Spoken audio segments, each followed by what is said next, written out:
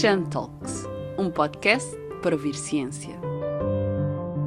Olá, sou a Alina Baldé e estamos no Cham, Centro de Humanidades, para conversar com Ana Cristina Gil sobre a imagem de Portugal através da literatura. Ana Cristina Gil é investigadora integrada do Cham, Centro de Humanidades da Universidade Nova de Lisboa e da Universidade dos Açores, de onde nos fala hoje. É especialista em cultura portuguesa, investigando-a também a partir da literatura. Bem-vinda e muito obrigada, Ana Cristina, por aceitar o nosso convite para esta conversa.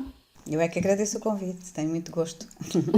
Muito bem, começo por perguntar se é possível fazer o retrato de Portugal observando ou analisando textos. Bom, eu espero que seja possível, porque é o que eu tenho andado a fazer há muitos anos. E sim, de facto eu acho que é possível. Grande parte da minha investigação tem sido sobre isso, portanto, sobretudo em obras literárias, procurar as representações de Portugal e de alguns aspectos relacionados com Portugal. Aliás, eu acho que isto é um bocado transversal a qualquer obra de arte, não é? Seja, falemos de fotografia ou de cinema, nós acabamos sempre, ou até da pintura ou da escultura, muitas vezes é fácil verificar que os artistas partem da sua realidade para a construção de mundos ficcionais, de obras de arte e, portanto, é natural que muitas vezes as obras de arte reflitam a realidade, o contexto, não é? Muitas vezes de maneira direta, outras vezes de maneira indireta, outras ainda de maneira muito indireta, não é? Depois há vários níveis, ou podem não refletir todo, mas disso também podemos falar durante este bocadinho. Boa. A literatura é um meio privilegiado para pensar a nação. A afirmação é da Ana Cristina Gil, do Portugal Profundo, o nosso reino, que reúne estudos sobre a obra de Walter Ugumem, um livro que reúne estudos sobre a obra deste autor português. E eu pergunto-lhe porquê que a literatura é então um meio privilegiado para pensar a nação? Pois, eu há pouco dizia que das várias artes que referi, qualquer uma delas pode representar a nação. Claro que eu aqui estou um bocadinho a falar em causa própria, não é? Para mim a literatura é um meio privilegiado, primeiro porque é através da linguagem, não é? E através da linguagem nós conseguimos construir, ou os autores, pela própria natureza da literatura, conseguem construir cosmovisões, espaços, personagens, tempos múltiplos e que muitas vezes são o espelho da realidade em que nós vivemos, quer seja pela positiva, quer seja também pela negativa. Há escritores que optam por uma visão mais crítica e negativa, e são muitos, não é? Em toda a história da literatura portuguesa encontramos a visão negativa, claro, nós lembramos logo do Eça de Queiroz, não é? Aquela perspectiva crítica do autor que é diplomata, não é? Que se distancia da nação e que, à distância, tem uma visão bastante crítica. Mas também, e mais, em termos mais recentes, temos, claro, o José Saramago, não é? Na sua múltipla obra, que não deixa de ser universalista, não é? Mas que também reflete muitos dos problemas e das questões nacionais, ou o Lobo Antunes, ou o Gonçalo M. Tavares, portanto, todos numa perspectiva, diria eu, mais negativa. Mas também temos muitos casos de autores que exaltam o ser nacional. E claro que estes estão ligados a determinados movimentos e períodos literários, mas claro, nós lembramos logo de Camões, não é? É o clássico, não é? É o nosso épico e, portanto, por ser épico, ele exalta a nação. Mas também é certo que já há muitos estudos deram notícia de que Camões também critica o seu tempo, não é? Aliás, na escola ensina-se, no final de cada canto, Camões fala dos problemas da época, critica a política, critica a realeza, etc. Também pela positiva, eu queria só aqui talvez referir o final do século XIX e início do século XX, que são autores que não são muito referidos. É o caso dos chamados neogarretistas do final do século XIX, que exaltam a nação, sobretudo o aspecto da ruralidade, não é? A ligação ao campo, a vida bucólica, que são o Alberto Oliveira, que é um autor que não é assim muito lido, final do século XIX, e alguns poemas do António Nobre, alguma parte da obra do António Nobre. Embora o António Nobre não seja somente um neogarretista. Porquê é que eles se chamavam neogarretistas? Porque eles pegaram no garrete e no falar sobre a nação e inventaram um novo movimento. Não é? E é sobretudo um movimento. Garrett critica, não é, o país, mas os neogarretistas fazem uma exaltação nacional muito, sobretudo esta parte mais rural. E depois, no início do século XX, temos, por exemplo, o Teixeira de Pascoais, que é o autor do saudosismo, não é? A ideia da saudade como imagem de marca portuguesa, que também Perdura até hoje. também perdura até hoje, mas que também é discutível, não é? Nós dizemos sempre a saudade é a nossa imagem de marca, mas e que a palavra é só há em Portugal, etc. Mas não é tanto assim, não é? O sentimento e esse veicular, de facto, existe noutras literaturas e noutras nações. O que é diferente? É que o Teixeira de Pascoais inventou ou deu origem a um movimento que se chamou o saudosismo, que é exatamente, e é um movimento também de diferenciação de Portugal pela positiva, tanto que o Teixeira de Pascoais, em 1915, fez um livro, que é um livro delicioso, claro que tem os seus aspectos criticáveis, aquele chamou Arte de Ser Português, em 1915. E então ele queria que aquilo fosse uma espécie de manual de civilidade para ser distribuído nas escolas. O que é que se deve fazer para ser um bom português? Também muito ali ligado com essa necessidade da altura, ou esse movimento na altura de pensar cada país, não é? O que era isto de ser português e não ser espanhol ou não ser inglês, não é? E muitas vezes o ser português aparece mais em épocas de crise, o que se percebe, não é? Que são alturas em que a nação está mais frágil e, portanto, precisa de se reafirmar, de se repensar e de se reafirmar. E então, claro, portanto, a Arte de Ser Português é de 1915, portanto, tínhamos passado ali a Primeira República. Estávamos a passar a Primeira República, tinha havido em 1910 a instauração da República, a ideia de um homem novo, etc., que não teve muito sucesso e portanto isso tem a ver exatamente também com essa consciência de afirmação do Pascoais. Nós temos também, já que falou do Walter Ugumem, o Walter Ugumem também é um autor curioso, portanto é um autor jovem, não é? Relativamente jovem. Quando eu comecei a estudar já era mais jovem, não é? Agora já é um autor mais afirmado, não é? Já mais reconhecido em Portugal e no estrangeiro, não é? Sobretudo no Brasil, também tem muitos leitores e muitos estudiosos. E muitas das obras dele têm este duplo caráter que eu falava há pouco. Por um lado, o pensar o país e os vários momentos da história do país, até à atualidade, e por outro lado, o seu caráter universalista.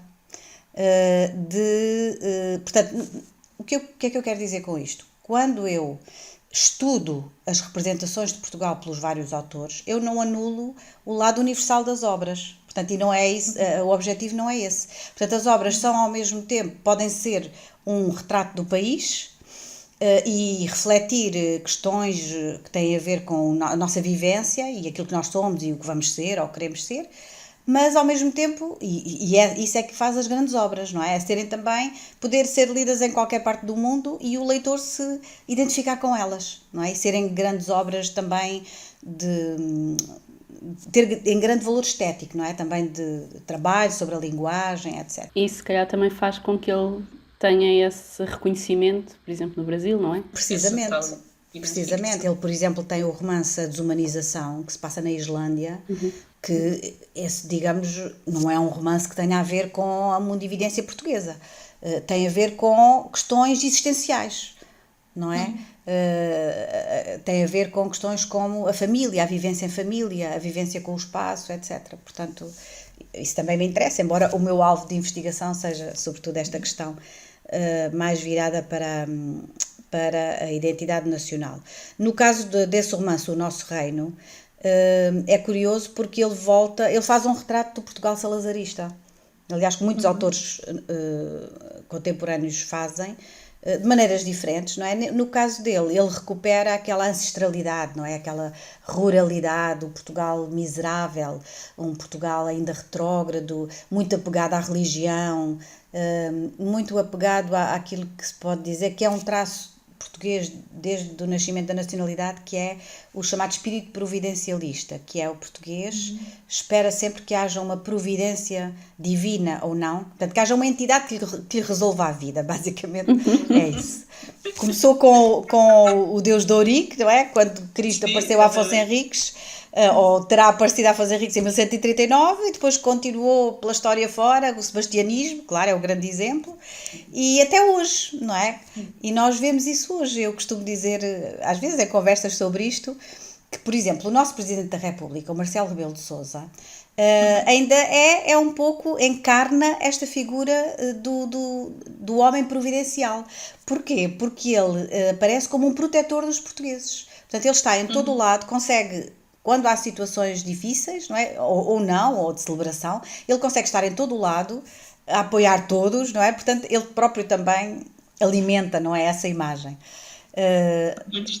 Portanto, isto para dizer que esta questão do providencialismo veio até hoje, não é? E basta nós vermos, por exemplo, ainda as crenças religiosas, não é? Como Fátima, não é? Ou, por exemplo, nos Açores, as grandes festas do Divino Espírito Santo, não é? Os impérios do Espírito Santo, etc. Pronto, mas aqui isto levava-nos também muito longe, mas é isto, não é? É de facto, a literatura é um meio privilegiado, digamos, não, sem tirar o mérito, não é? A outros meios, que eu muitas vezes uso também, não é? Faço a ligação entre a literatura e o cinema, ou a literatura e a fotografia, ou a pintura, e isso enriquece muito este tipo de trabalho. E pergunto se há objetividade suficiente nos textos literários ou o papel de quem os analisa, no caso a Ana Cristina enquanto investigadora, é extrair uma representação consciente de que esse é um olhar único de quem o escreve. Portanto, se há objetividade, não há. Posso dizer já diretamente que o texto literário em si é um texto rico, conotativo, até subjetivo, não é? Portanto, não podemos dizer que seja um texto objetivo. Aliás, eu aqui até me lembrava estava-me a lembrar aqui do Humberto Eco, que é um grande teorizador e crítico literário. Ele a certa altura escreveu uma obra que chamou Obra Aberta. A Obra Aberta dizia isso precisamente, que as obras literárias são subjetivas, são muito ricas, não é? São conotativas e, portanto, dão asa a muitas interpretações. E os leitores são livres de fazer a interpretação que quiserem, não é? Ou que acharem pertinentes. Depois disto, não é? E depois do impacto que teve esta obra aberta, portanto, a obra aberta no sentido aberta a várias interpretações, ele fez uma outra obra a que chamou Os Limites da Interpretação. Então, em que ele já dizia, bom, nós podemos interpretar as obras, mas não podemos dizer tudo, não é? Portanto, não é possível inventar sobre aquilo que o autor diz. E, de facto, nós quando estudamos, quem lê, não é? Ou quem interpreta ou procura interpretar uma obra deve estar consciente de que a sua leitura é uma leitura possível, não é? Não esgota a obra, não é? E, portanto, é essa também a minha perspectiva. Mas essa leitura tem que estar suportada no texto. Portanto, eu não posso inventar tudo, até às vezes costumo dizer aos estudantes, não é? Quando estão a falar sobre textos, ou quando vão fazer exames, mais no caso da literatura, eu dou cultura portuguesa, não é? Mas, por exemplo, quando inclui análises de texto, mais no âmbito da literatura, geralmente os alunos até dizem, quando vão fazer exames, eu depois chego lá, aquilo são poemas, eu invento qualquer coisa, não é? Eu digo lá, faço assim uma interpretação, eu até, por brincadeira, costumo dizer isso, não se pode dizer tudo sobre o texto, não é? Portanto, há limites, mas é exatamente dentro desses limites que eu me movo. Portanto, a partir daquilo que o autor diz, tentar perceber qual é a sua cosmovisão, qual é a sua ideia sobre a nação. Se é que isso justifica. Claro que eu escolho obras em que eu acho que isso acontece. Há outras em que o autor não visa, acaba por não fazer nenhuma ligação ao país. Então aí já estamos a falar de outro nível de temas, não é? Para extrair essa representação, quando faz esse exercício de se debruçar sobre o texto, o que é que procura exatamente para reconstruir essa imagem de Portugal? Por exemplo, podemos usar paisagens, a personalidade das personagens, que pontos específicos? Pois, esse é exatamente, a Alina deu precisamente o mote, não é? Que é, se eu estou a falar de narrativas, então eu vou buscar as categorias da narrativa, não é? Isso será uma das maneiras mais, um dos métodos, não é? Para fazer isso. Geralmente o que eu faço é, como eu tenho estudado a questão da identidade nacional e os fatores da identidade nacional, portanto, os fatores que eu considero geralmente são o território, não é? Como é que o território aparece, e a Alina falava da paisagem, é exatamente isso, não é? Como é que ela é representada, o território, a história, se a história aparece ali, a mais recente ou a mais antiga, mitos nacionais, ou a religião, como é que ela aparece, a arte, que não seja a arte literária, portanto outros tipos de arte, como é que elas também aparecem, ou as raízes étnicas, e depois isso é procurado exatamente nessas componentes, por exemplo, se for um texto narrativo, nessas componentes narrativas. O caso do território ou do espaço é, por exemplo, na construção de espaços, na paisagem. Eu vou dar só um exemplo, se me permite, não é? Não querendo alongar muito, mas é um exemplo que é muito circunscrito, que é o caso da Cidade e as Serras do Eça de Queiroz. Não é? Na Cidade e as Serras nós temos a figura a personagem do Jacinto, que vem do lugar hipercivilizado que é Paris para Portugal. E, portanto, o romance faz um contraste entre a França e Portugal, entre Paris e Tormes, não é? O solar para onde ele vai. E quando ele entra em Portugal, logo a primeira imagem que temos é uma imagem positiva, porque ele vem de comboio, para numa estação, e a estação então é descrita, geralmente o leitor passa por ali e não se detém muito, não é? Mas se nós olharmos bem, a estação é descrita como tendo, por exemplo, é uma estação muito sossegada, muito varrida, com rosinhas brancas trepando as paredes, portanto é um espaço idílico. Com um tanquezinho abafado de limos, com 2 mimosas em flor que rescendiam, portanto temos o cheiro, temos a visão e portanto é quase como se esta estação fosse uma cinética do resto do país.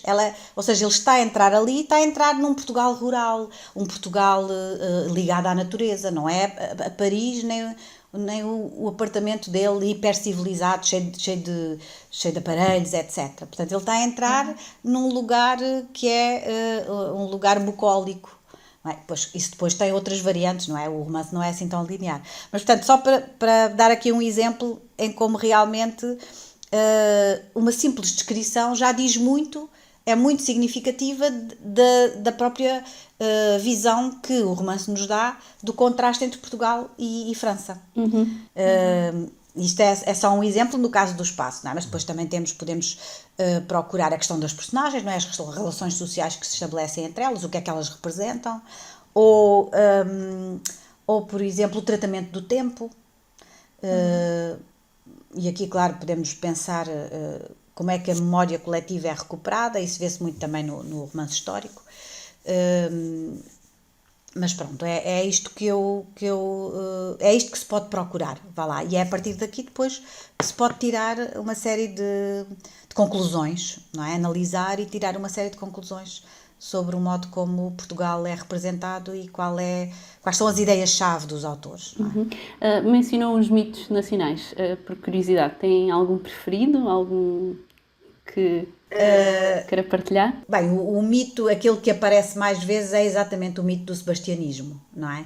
Esse está lido e reinterpretado na literatura, no cinema, na música. Eu às vezes até costumo citar aquela música do José Cid sobre o Dom Sebastião. Toda a gente conhece o José Cid, mas ninguém se lembra que ele tem uma música dedicada ao Dom Sebastião, ao El Rei Dom Sebastião. Portanto, eu acho que se tivesse que escolher algum seria o mito do sebastianismo, mas há outros, não é? Há o mito do Ulisses, que diz que Ulisses passou por Lisboa e que fundou a cidade, não é? Que terá estado na origem no nome de Lisboa, e nós podemos pensar, mas porquê Ulisses e porquê esta ligação? Porquê que os portugueses querem fazer esta ligação? Porque Ulisses é o herói épico, não é? O herói da antiguidade clássica, portanto isso dá-nos prestígio. Sermos descendentes de Ulisses também nos dá prestígio. O sebastianismo é aquele que está sempre presente, é o mito providencialista por excelência, não é? Como eu dizia há pouco. E continua até muito na cultura popular, não é? Porque basta estar no voeiro, dizemos que... Exatamente. E é curioso, porque eu costumo perguntar, por exemplo, aos jovens, gosto muito de fazer estas conversas com eles para ver o que é que eles já têm desta consciência coletiva. E falo sempre, vocês já ouviram falar na história do Dom Sebastião, desta ideia? Sim, geralmente todos conhecem. Todos conhecem o sebastianismo, a ideia de que vai vir um Salvador, não é? Montado num cavalo branco, numa manhã de nevoeiro, e portanto isto passa através das famílias, da escola, passa através dos meios de comunicação social, portanto estes mitos vão passando. O outro é o mito dos lusitanos, não é? A ideia de que nós descendemos dos lusitanos, do Viriato, não é? O grande herói lusitano, que foi também um mito que o Alexandre Herculano tentou desconstruir, esse e o mito de Eurico. No caso dos lusitanos, também costumo falar disso. Eu gosto muito de relacionar estas coisas com a nossa vida, com o nosso dia-a-dia, não é? E costumo também perguntar, às vezes pergunto aos alunos, vocês se estiverem a ver um jogo de futebol e o jornalista disser que entra em campo a equipa lusitana, toda a gente sabe quem é a equipa lusitana. É a equipa portuguesa. Ou o futebol ou outra modalidade qualquer. E depois pergunto, e de onde é que isso vem? Não é? Porque é que é a equipa lusitana e não é outra qualquer? Porque é que não é romana? Os romanos também tiveram na Península Ibérica. Não é? Porquê? Porque se construiu, precisamente, mitificou-se esta origem lusitana. E porquê? Porque o Viriato resistiu e os lusitanos resistiram durante muito tempo, praticamente um século, às investidas dos romanos. E então nós queremos herdar dos lusitanos exatamente esta rebeldia, esta coragem, portanto, a história do caráter nacional, não é? Esta capacidade de resistência, e portanto, mas os mitos são muito importantes porque não são factos, mas é algo que nós partilhamos todos, não é? É algo que está subjacente ao nosso modo de ser e até no dia-a-dia. De nos definirmos e de nos identificarmos muitas vezes, até quando estamos a falar com o outro, não é? Que não é português, por exemplo. Exatamente. Tentamos sempre exaltar essas características também baseadas nos mitos. Temos estado aqui também a falar sobre, já fomos ao século XIX, mas fazendo aqui, e temos feito essa ponte também com a época contemporânea, mas pergunto-lhe, no século XIX começa a querer-se definir o que é isto de ser-se português, e a literatura, entre outras artes, como já falámos, contribuiu muito para esta construção de uma identidade nacional. Encontra diferenças entre os retratos da época, por exemplo, esses autores que já mencionou, e o olhar mais contemporâneo sobre nós? E se sim, quais são essas diferenças? Eu encontro mais semelhanças do que diferenças. Claro, as diferenças têm a ver com o próprio contexto da época, com os referenciais, não é? Eu estou a pensar, por exemplo,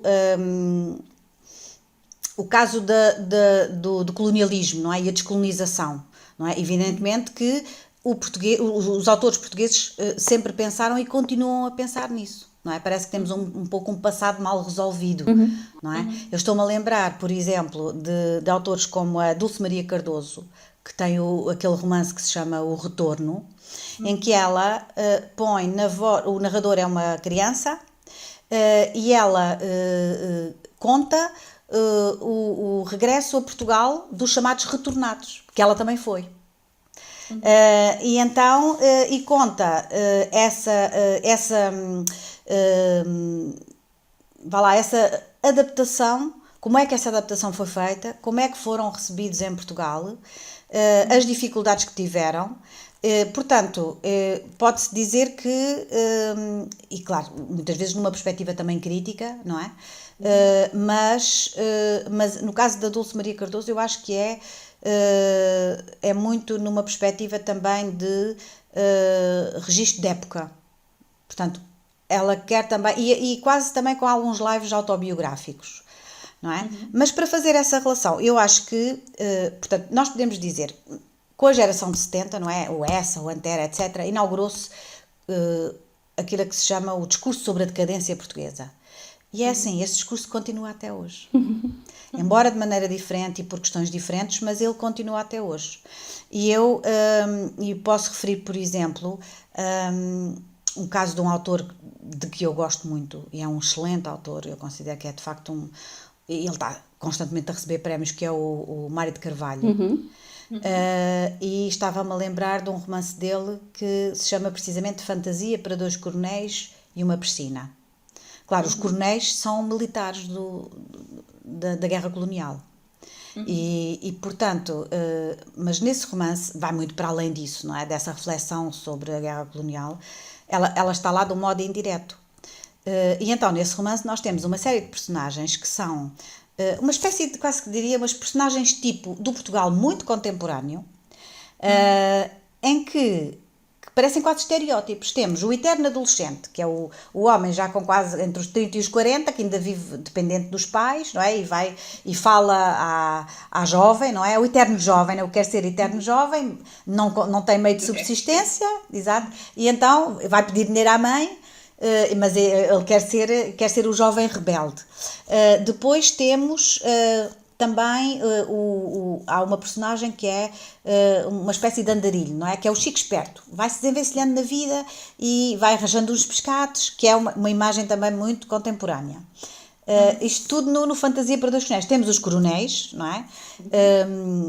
Que representam um passado de guerra colonial, mas é um passado que também ainda deixa marcas, não é? E como é que nós vemos isso? Um dos coronéis, por exemplo, dorme, a mulher, a esposa, não é?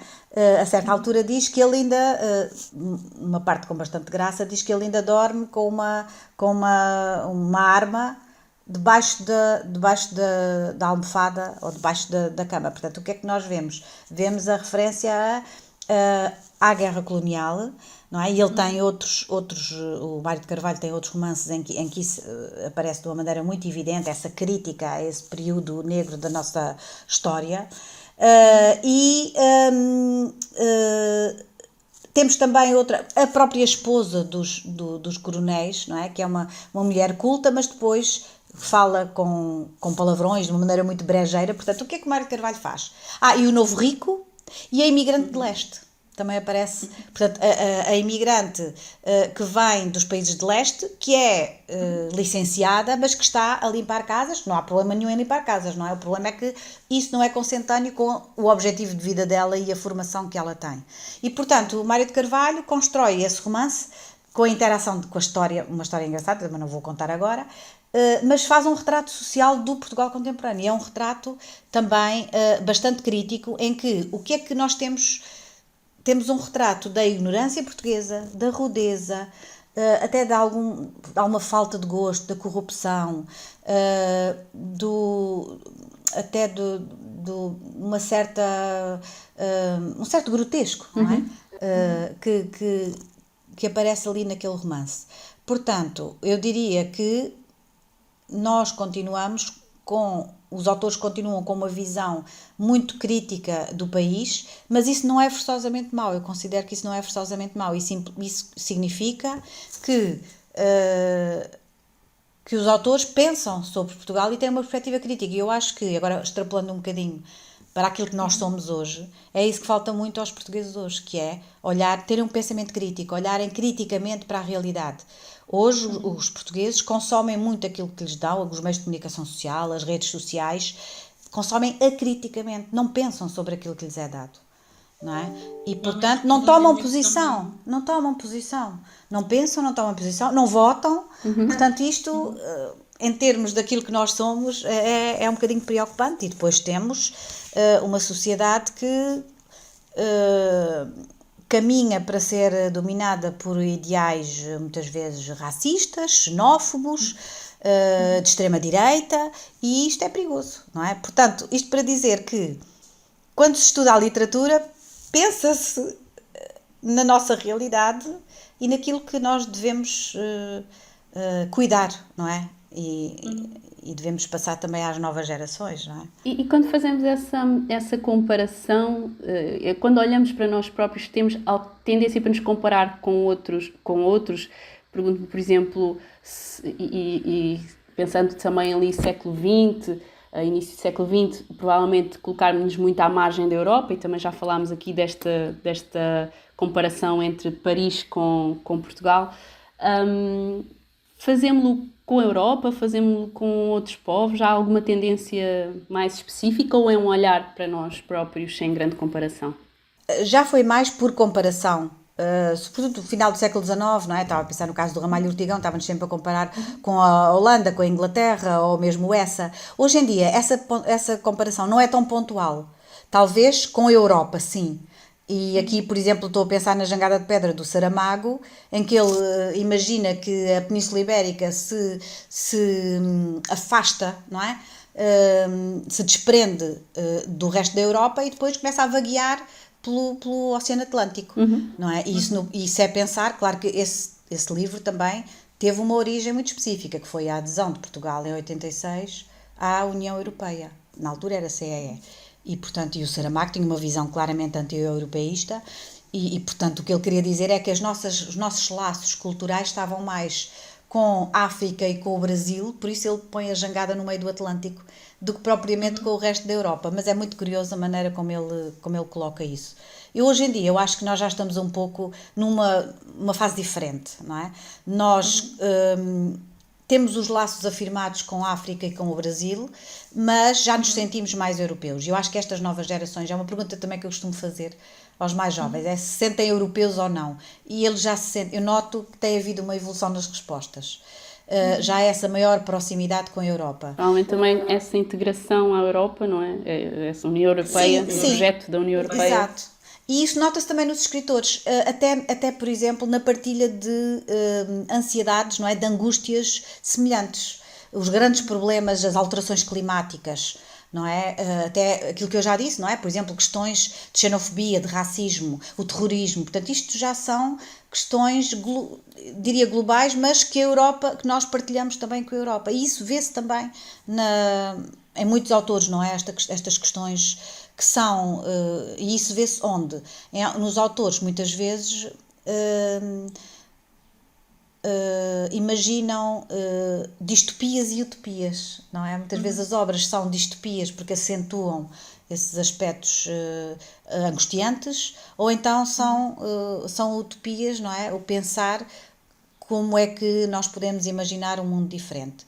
Mas eu diria que, na generalidade, os autores hoje mantém esse espírito crítico, precisamente, considero eu, porque numa perspectiva construtiva, porque tem uma perspectiva construtiva, que é, há uma preocupação com a sociedade e com o rumo que a sociedade toma, e por isso, que melhor maneira do que também usar a obra literária para isso. Se bem que, eu também queria deixar aqui registado, que a obra literária, acima de tudo, é um trabalho sobre a linguagem, não é? É uma aventura sobre a linguagem. Depois ela pode ser estas coisas todas que eu estou para aqui a dizer, assim como a pintura é um trabalho sobre a tela, não é? E depois tudo o resto é um acréscimo.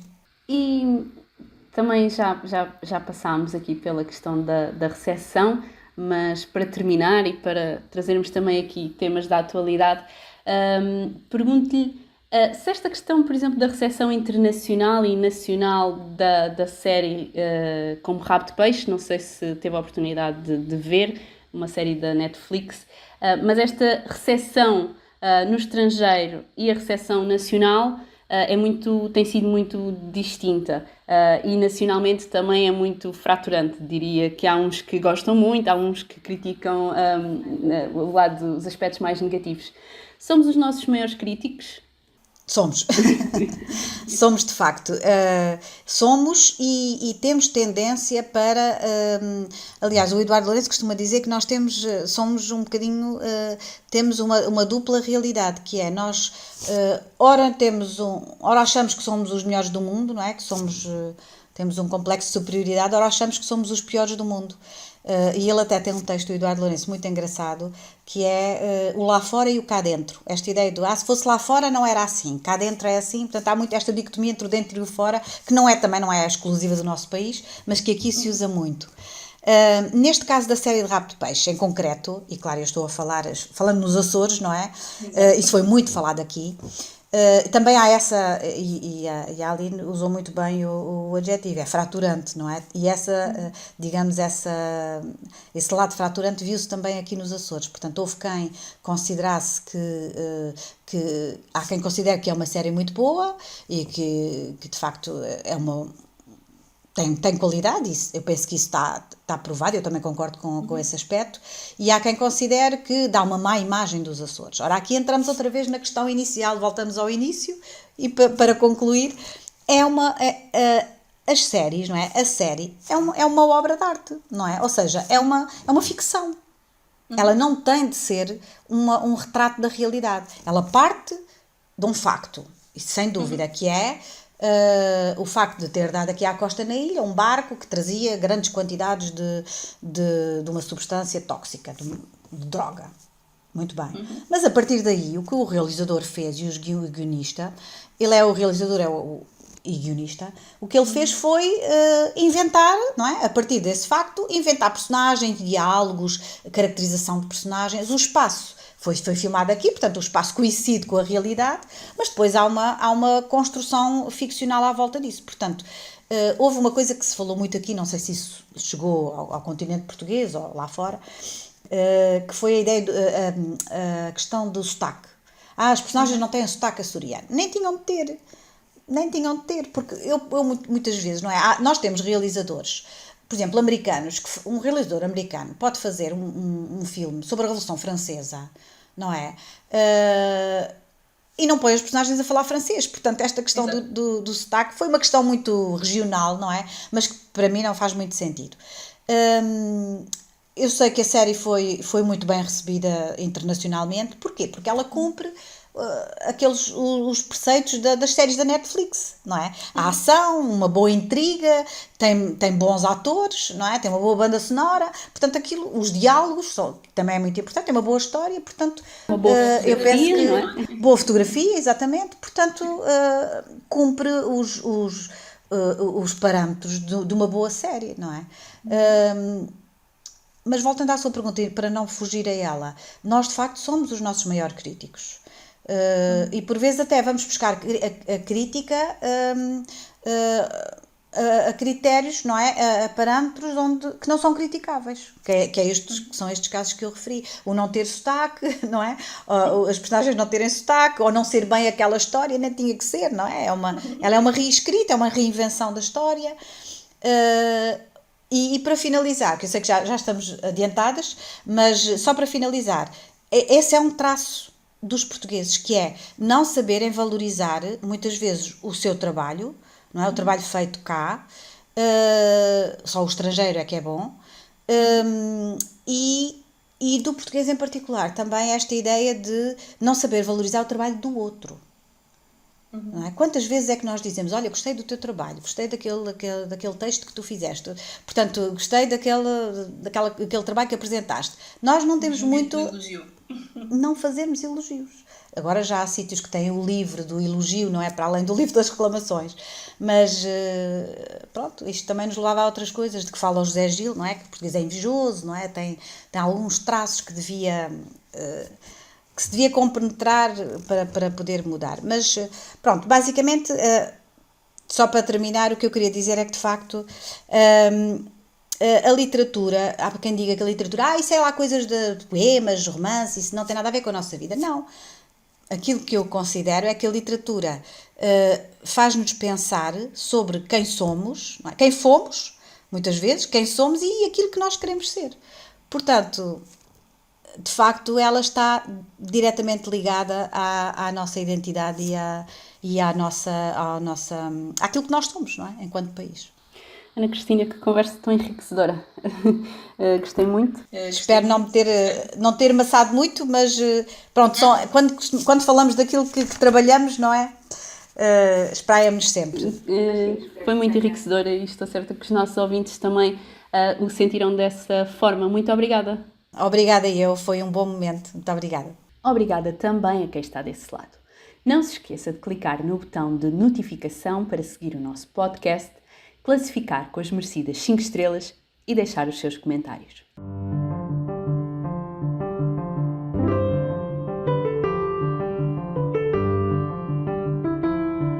Desta vez falámos com Ana Cristina Gil, investigadora integrada do CHAM e doutorada em Línguas e Literaturas Românicas, trabalhando com dedicação as humanidades desde a perspectiva das línguas e das literaturas, mas também desde a perspectiva das ciências da comunicação, como é o caso do jornalismo. Hoje falou-nos sobre como os portugueses se veem, se exaltam e se criticam na literatura e na arte que produzem. Fomos de Camões à fraturante série de Rabo de Peixe. Do nosso lado, esperamos que tenham gostado desta tão boa conversa. Em breve, regressamos com mais conversas sobre ciência. Até lá! CHAM Talks, um podcast para ouvir ciência.